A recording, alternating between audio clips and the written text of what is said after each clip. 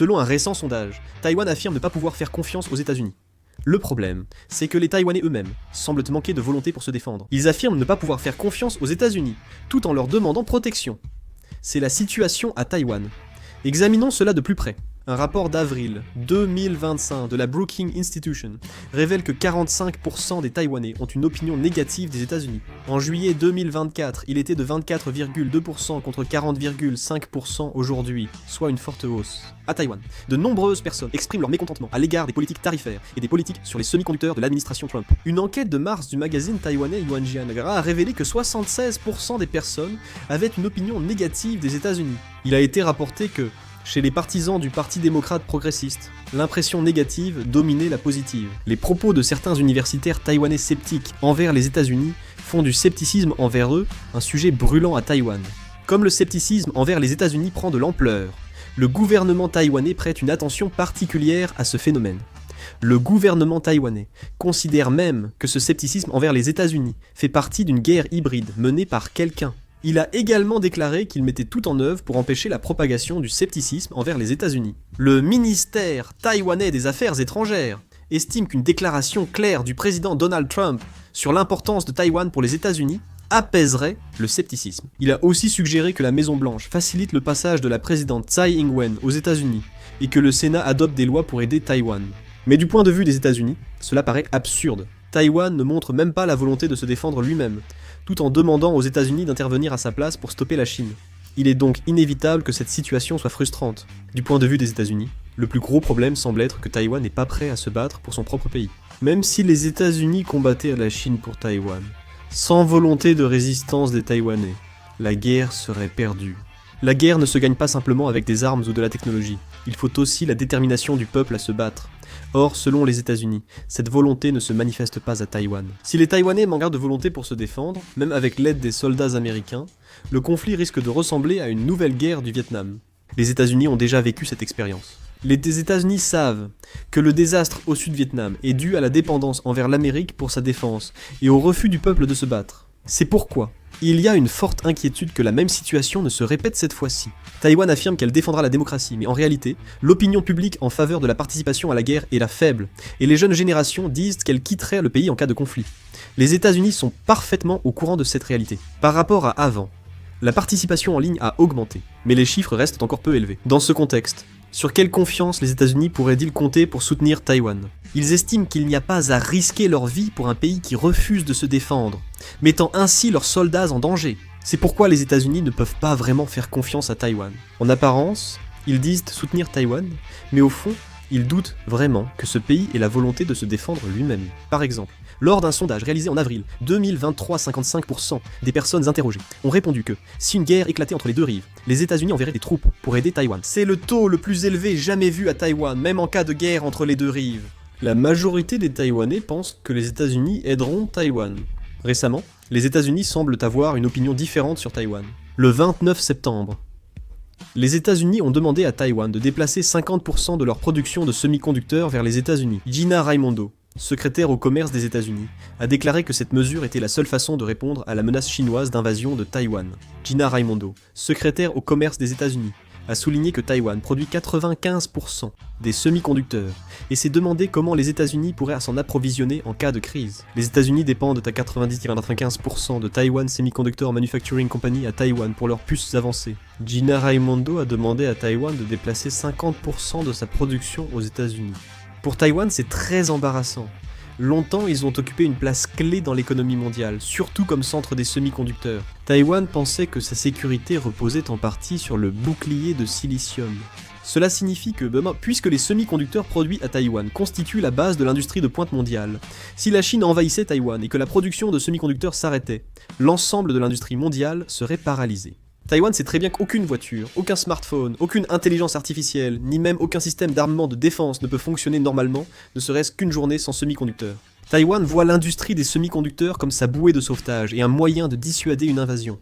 La société taïwanaise pense que la Chine le sait aussi et n'osera pas attaquer car occuper Taïwan lui causerait de grandes pertes économiques. Les Taïwanais considéraient ce bouclier de silicium comme leur assurance de survie. Mais le problème, c'est que récemment, les États-Unis ont commencé à agir dans une direction complètement différente. La situation a changé quand le secrétaire au commerce américain a exigé que 50% des semi-conducteurs taïwanais soient transférés aux États-Unis. Pour Taïwan, cela revient à leur retirer leur bouclier. L'industrie des semi-conducteurs a été le principal atout stratégique de Taïwan et a servi de bouclier psychologique pour dissuader une invasion chinoise. Mais maintenant que les États-Unis veulent en prendre la moitié, il est inévitable que Taïwan se retrouve dans une situation très compliquée. De plus, même si les États-Unis affirment qu'il s'agit d'une mesure pour protéger Taïwan, il y a une inquiétude croissante au sein de Taïwan que cela ne soit en réalité un signe que les États-Unis cherchent à l'abandonner. Craignant un abandon américain, Taïwan a rapidement renforcé sa force militaire. Les Ching-te, président taïwanais, a demandé à la Chine d'abandonner tout changement du statu quo. Il a aussi affirmé qu'il augmenterait les dépenses de défense à 5% du produit intérieur brut d'ici 2030. Il a aussi annoncé la mise en place rapide du système de défense antimissile TEDOM dès l'an prochain. Le budget de défense de Taïwan devrait dépasser 3% du produit intérieur brut selon l'OTAN. Le budget de la défense atteindra 3,32% du produit intérieur brut l'an prochain, dépassant pour la première fois depuis 2009 les 3%. Cela représente 23% de plus que l'an dernier. C'est dû aux demandes d'augmentation des dépenses de défense de Trump et à la pression militaire chinoise. Ils ont aussi annoncé le renforcement de l'intégration de technologies avancées et d'intelligence artificielle pour bâtir une défense intelligente et renforcer la dissuasion des stratégies asymétriques. Pourtant, malgré ces efforts, la résistance à Taïwan reste faible. En surface, le gouvernement augmente le budget de la défense et introduit des armes de pointe. Mais en réalité, la situation interne de l'armée est gravement négligée. Les rapports sur l'espionnage chinois dans l'armée taïwanaise paraissent constamment. Les fuites de secrets militaires à l'intérieur de l'armée sont devenues si fréquentes qu'elles ne sont plus considérées comme des événements exceptionnels. Et même des officiers ont été à plusieurs reprises surpris en train de transmettre des informations sensibles aux services de renseignement chinois. Ceci illustre l'effondrement fondamental de la structure de l'armée taïwanaise.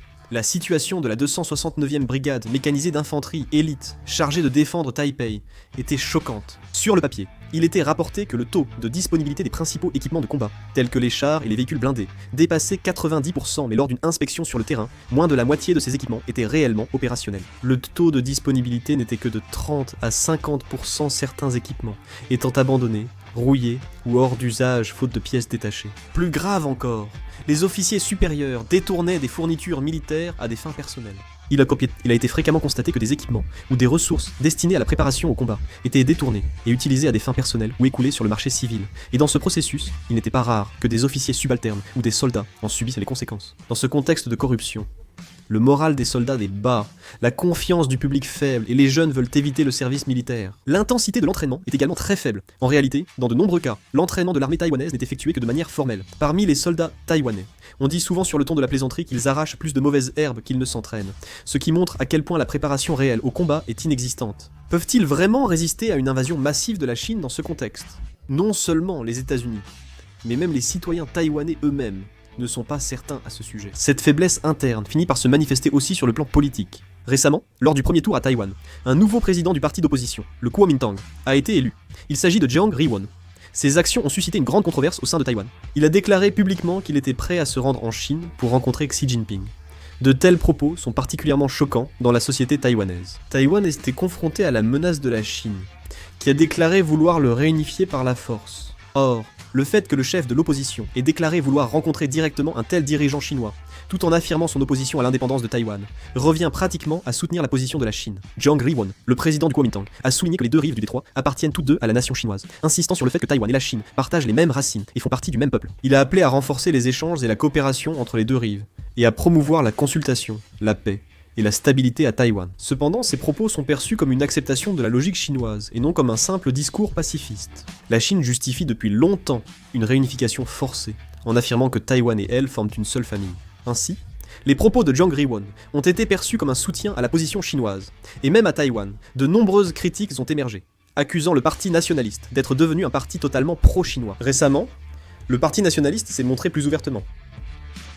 Sous prétexte de renforcer les échanges avec la Chine, le parti nationaliste parle de coopération économique. Mais beaucoup s'inquiètent que, derrière cela, les liens politiques avec la Chine se resserrent de plus en plus. À Taïwan, certains craignent que si le parti nationaliste prend le pouvoir, il soit entraîné par la Chine, et que des discussions sur la réunification finissent par commencer. Au final, ce genre de confusion politique, la corruption au sein de l'armée, et la faible volonté de résistance sont tous liés les uns aux autres. Si le peuple n'a pas la volonté de se battre, que l'armée est corrompue, et que les dirigeants politiques suivent une ligne pro-chinoise, Taïwan revient à abandonner son propre bouclier. Actuellement, Taïwan est exposée à la menace extérieure de la Chine, et en interne, elle fait face à une crise double avec l'effondrement de la volonté de résistance. La situation à Taïwan se dégrade selon moi.